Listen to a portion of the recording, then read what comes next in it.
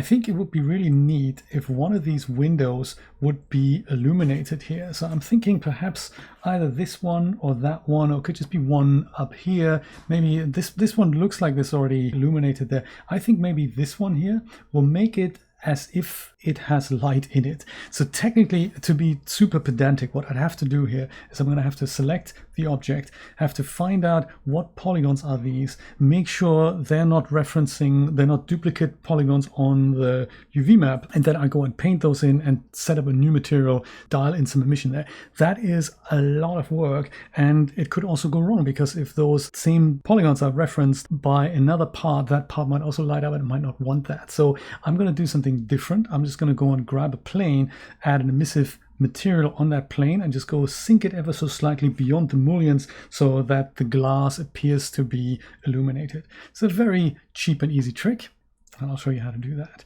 So first of all, let's go and zoom into, let's say, this window here at the top.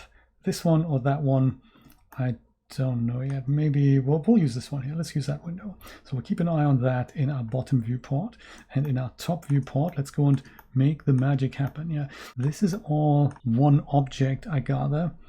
So I think it's gonna be good the way we're doing that. I'll go and switch my overlays on here so that I can see if I'm catching the right window. So I'll go and bring my cursor into that window. That's perfect. And then I'll go and add myself a plane. I think I'm good now, so I'll switch those overlays off again. Shift A, and I'll add a plane. It's not quite rotated correctly, so RX -90. And that is my plane. I'm going to go and make that slightly smaller. That's probably enough. Just scaled that up a little bit. And now I'm going to go use GY to constrain this to this axis and make sure it just goes just above the windows. But I want to still see the mullions here. Those are the brown, like the wooden slats in the middle of the window. That's basically what I want. So this is it.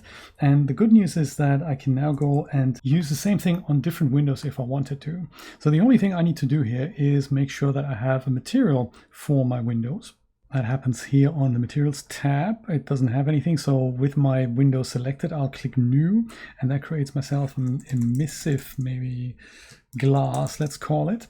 And in order to set that up, I like going to the shading tab here.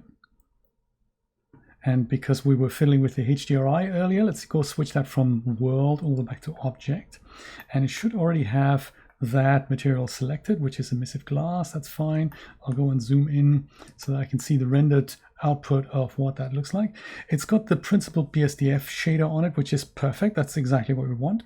So all we need here is head over to the emissions tab and bring up the strength. So I wouldn't go above 1, but I would probably change the color a little bit. So make that a little nice cozy yellow, something like a warm thing.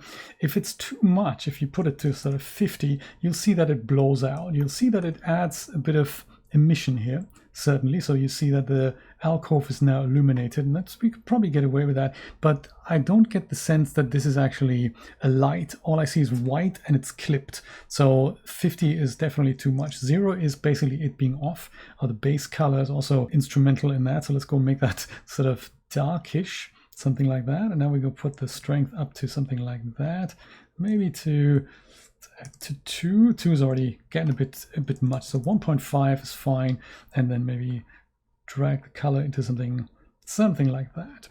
If you want to get fancy about this, add a texture to it. And then you see as if the window now looks illuminated, and it's a bit of additional life that's gone on there. Where's Jill? Jill has been made invisible. I didn't mean to do that. So little accident. Jill's back. It's all good. Also the cars. Where are the cars? Sorry about that. Cars are back.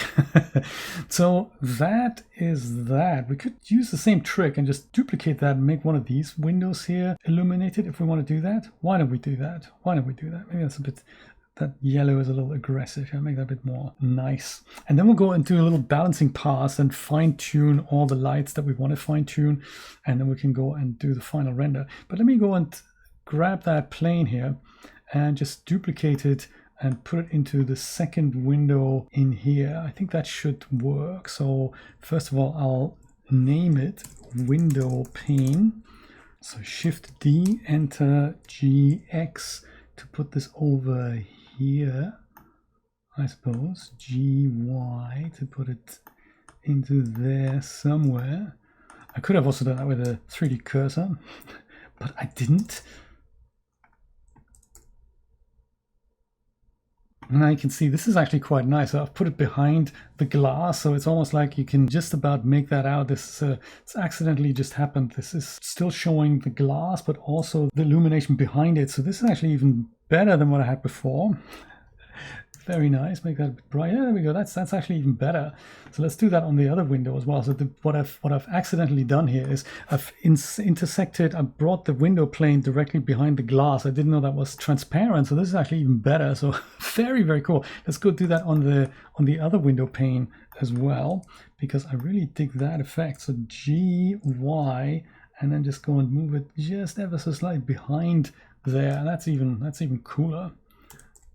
GY, perfect. There we go. And then you can go and fine tune this, and now you have a really neat window light effect going there.